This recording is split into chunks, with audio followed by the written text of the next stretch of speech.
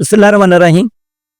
नाज़रीन, इस video clip में आपको यह बताया जाता है कि तिलों में जड़ी बूटियाँ उगाएं तो उगी हुई जड़ी बूटियाँ मारने के लिए कोई हर्बेसाइड मार्केट में मौजूद है, बल्कि एक से ज़्यादा हर्बेसाइड हर्बाउट के नाम से एक है, एक हैंड्स अप के नाम से है, फोशो के नाम से है। तो मामला ये है कि हैंड्स अप जो है ये साहिबान ग्रुप की है, हर्बाउट जो एग्री फोर्स कंपनी मुल्तान की है। इनके अंदर रेमसल्फ्यूरान प्लस कदालोफाप और कुछ मिकदार मेट्रिबूजिन, ये तीन तीन जहरों का पे मुश्तमिल है। ये जब तिलों के ऊपर स्प्रे की जाती है ना, तिलों के ऊपर इसका इल इफेक्ट आता है, तो ये नहीं करनी चाहिए। सीधी सी बात है, जितनी वो मिकदार उसके ऊपर लिखी हुई है ना, उसमें तो नहीं थे। मैंने इसके ऊपर रिसर्च किया है, बहुत से काश्तकारों ने भी इसको इस्तेमाल किया है।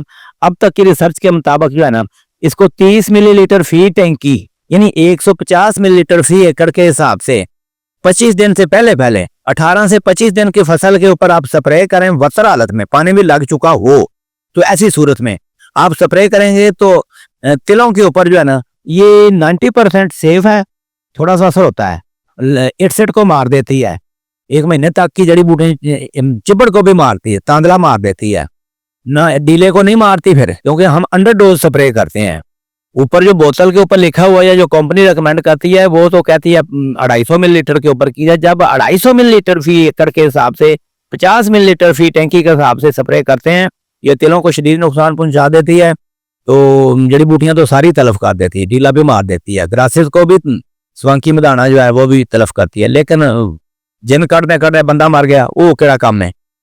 तो गल ये कि जावेद तारड़ साहब ने भी इसको इस्तेमाल करके देखा हुआ है, जिन्होंने ना वो प्लांटर के साथ काम किया, तो ये इटसेट चिबड़ वगैरह को मारती है।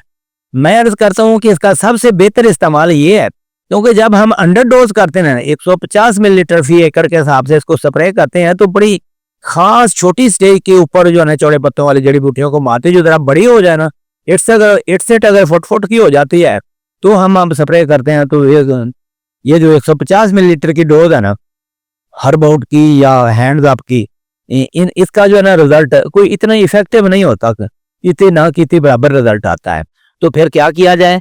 मैं अर्ज करता हूं कि जिन्होंने ड्रिल से काश्त किया है या प्लांटर से काश्त किए या चोपे से काश्त किए तिल, वो क्या करें, इसको पूरी डोज में इस्तेमाल करें, 50 मिलीलीटर फी टैंकी इस्तेमाल करें, और एक फेरा जो है ना स्प्रे का खाली के अंदर करें, एक पोठे के ऊपर, एक खाली के अंदर एक पोठे के ऊपर, और बगैर शील्ड लगाए। इसको हिफाजती शील्ड लगाने की जरूरत नहीं है, क्योंकि तिल जो है ना थोड़ा बहुत इसको बर्दाश्त तो करते हैं।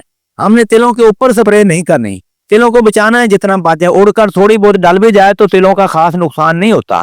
50 मिलीलीटर के ऊपर भी, यानी कि 250 मिलीलीटर फी एकड़ के ऊपर भी 5 मशीनें लगानी है जब हमने, तो 250 मिलीलीटर पर नहीं है। तो 50 मिलीलीटर फी टैंकी, 20 लीटर वाली टैंकी में 50 मिलीलीटर डाल के तिलों को बचाकर कतारों के अंदर, खेलियों के अंदर और पोठे के ऊपर आप स्प्रे कर सकते हैं। कोशिश करें कि ये वतर में स्प्रे करें, तो इसका एक्सीलेंट रिजल्ट मिल सकता है, कोई साइड इफेक्ट भी नहीं होगा।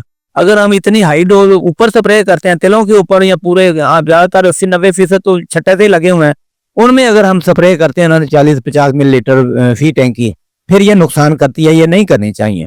तो ऐसे काश्तकारों को चाहिए कि विजिलेंट रहें, और 18-20 दिन के अंदर अंदर जो है ना, वो अगर उसके अंदर इटसेट मौजूद है ना या तांदला, तो वो स्प्रे करने वाली बात करें।